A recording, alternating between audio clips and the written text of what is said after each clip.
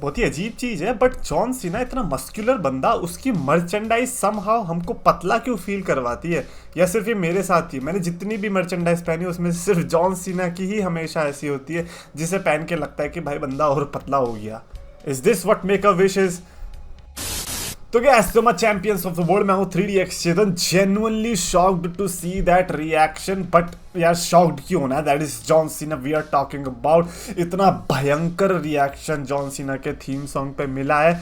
एक टाइम होता था ना जब जो सबसे भयंकर रिएक्शन होता था ना उसको बोला जाता था रोड वॉरियर पॉप, क्योंकि उस टाइम पे रोड वॉरियर को जैसा पॉप मिलता था वो किसी और को नहीं मिला करता था। वो कहीं पर भी जाते थे उन्हें बहुत अच्छा रिएक्शन मिलता था।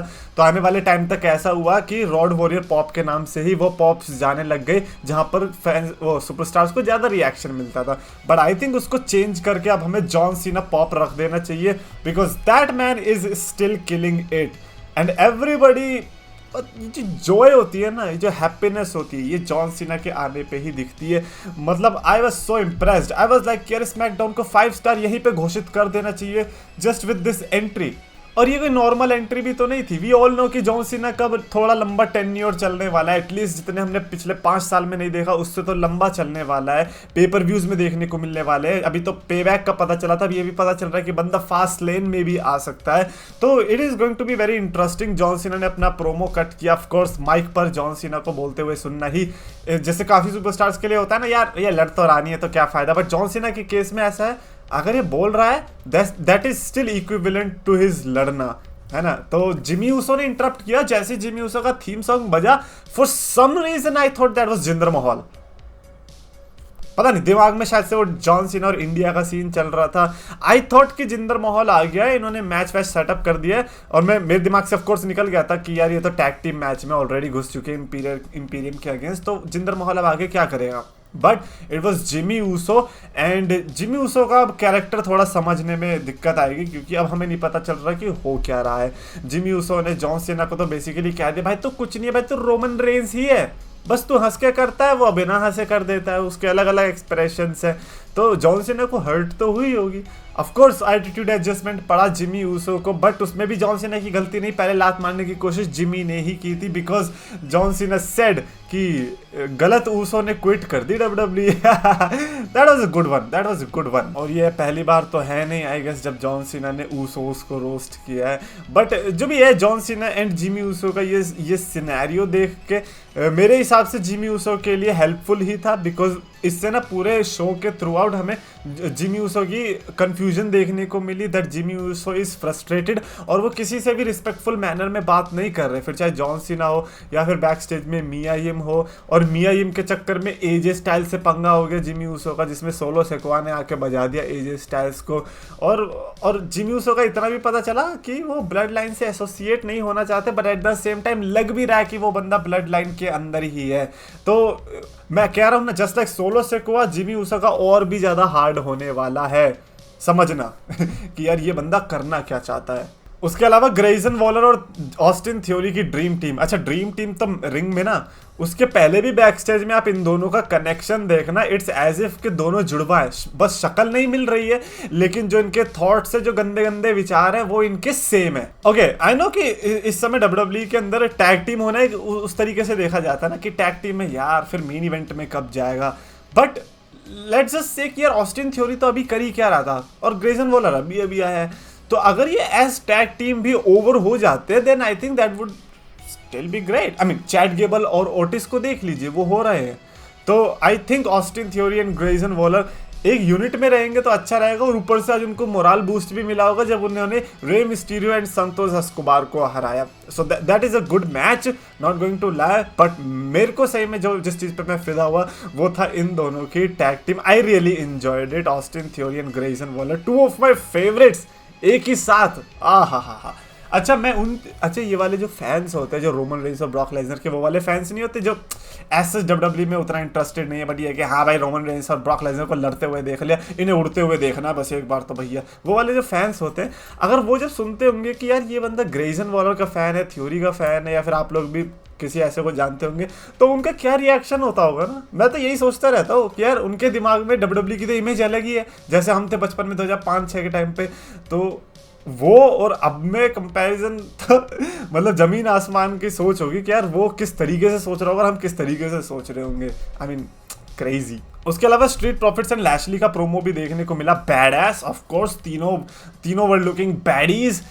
अब लेकिन ये है कि बॉबी लैशली और तुम तीनों जो है अपने ये गुच्ची अरमानी परमानी के शूट्स जो दिखा रहे हो, गुड, हम इम्प्रेस हो गए भाई आपकी अमीरी देखकर, बट हमें ये अमीरी थोड़ा रिंग में भी दिखा दो और एक आध मेंबर और ऐड कर दो तो अच्छा लगेगा। ये एमवीपी कहाँ गया? एमवीपी क्यों मॉस के चक्कर में पड़ा? आओ इसमें मजा आएगा, सूट बूट तो फ्री का मिल ही रहा है लैशली की तरफ से। उसके अलावा Kevin Owens and Sami Zayn ने एलडब्ल्यूओ के बाकी दोनों मेंबर्स को हराया, जो कि बड़ा वियर्ड था कि यार ये वाला मैच बीच पे कहाँ से सटक गया, है ना। Not that great of a match.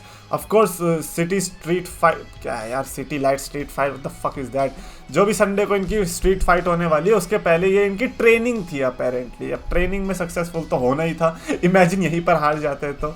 हाँ, इस मैच के बारे में ऐसा मेरे पास ज़्यादा कुछ नहीं है कहने को। द मिज का जो सेगमेंट आया था, ओहो हो, ऑफ कोर्स जॉन सीना का जो पॉप था, मेरे को लगता है वही वाला पॉप एले नाइट को भी मिला। लेट्स जस्ट से कि थोड़ा कम होगा, है ना, लेकिन एले नाइट ने जब इंटरप्ट किया द मिज को, दिल गार्डन हो गया।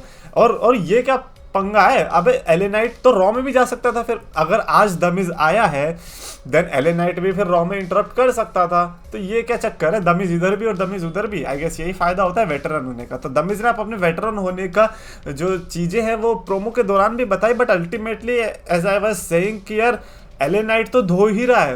When it comes to face the Miz के पास एज सच इतनी इंसल्ट्स बचती नहीं है, जो कि मुझे बुरा लगता है देखकर, because the Miz is that type of guy जो कि जॉन सीना और रोमन रेंस को रिंग के अंदर साथ में माइक पे धो चुका है, और वो एले नाइट के सामने धुल रहा है। वो देखकर थोड़ा बस बुरा लग रहा है, बट और ये लास्ट भी था क्योंकि पेबैक कल ही है।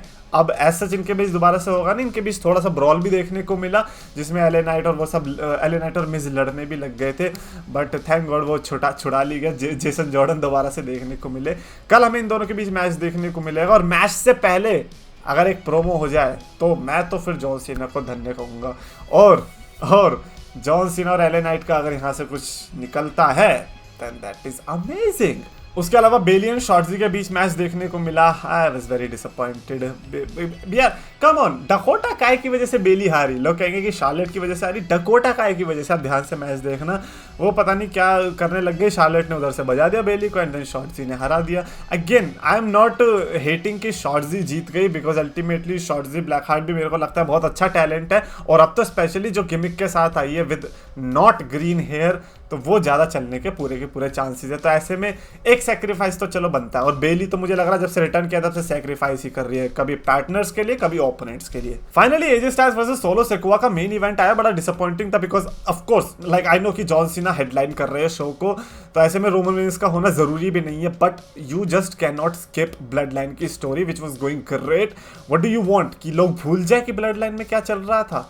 तो इसलिए इन्होंने थोड़ा सा वो कंटिन्यू रखने के लिए कि लोगों को लगे कि कंटिन्यू है, पॉल हेमन को भेज दिया, है ना। पॉल हेमन भी आ गए, जिमी ऊसो की इंटरफेरेंस देखने को मिली जिसके चलते एजे स्टाइल्स हार गए। अब समझ में नहीं आ रहा, they are trying to continue with Jimmy and AJ, because Jimmy ने फिर बाद में एजे को बहुत बजाया भी। सोलो सिकोआ ने पहले स्पाइक मारने की कोशिश करी बट पॉल हेमन ने रोक दिया। तो ऐसा भी नहीं है कि जिमी ऊसो ब्लड लाइन में ज्वाइन हो चुका है, और मेरे को ऐसा भी नहीं लग रहा कि जिमी ऊसो एजे स्टाइल से भी लड़ना चाह रहा है। इट इज जस्ट कि जिमी ऊसो का हो चुका है स्क्रू ढीला, अब वो स्क्रू टाइट करने या तो जे ऊसो आएगा या फिर रोमन रेंस के पास कुछ होगा बोलने को, और रोमन रेंस के पास कुछ होगा बोलने को तो वो तभी बोलेगा जब वो आ पाएगा। और रोमन रेंस मुझे लगता है जब तक जॉन सीना है तब तक ही is going to enjoy his holidays, which is sad at this point because you are a champion and Seth Rollins is also a world champion, and since you are not there, तो उसको बेचारे को 30 दिन में से 12 दिन shows compete करने पड़ रहे। शर्म करो थोड़ी रोमन रेंस, शर्म करो। इतना ब्रेक आई अंडरस्टैंड कि बनता है, but this is too much now, right. आपके चक्कर में एक नई बेल्ट इंट्रोड्यूस करनी पड़ी, आपके चक्कर में एक नए वर्ल्ड चैंपियन को आपकी रिस्पॉन्सिबिलिटीज पूरी करनी पड़ रही है। एनीवेज, मैं इस पर और ज़्यादा तो और क्या रेंट कर सकता हूँ। At this point everybody knows the situation, और मैं इस चीज़ के भी डेफिनेटली खिलाफ नहीं हूँ कि रोमन रेंस को जो है ब्रेक नहीं मिलना चाहिए। Of course he deserves it, but as a fan I want Roman Reigns every single night.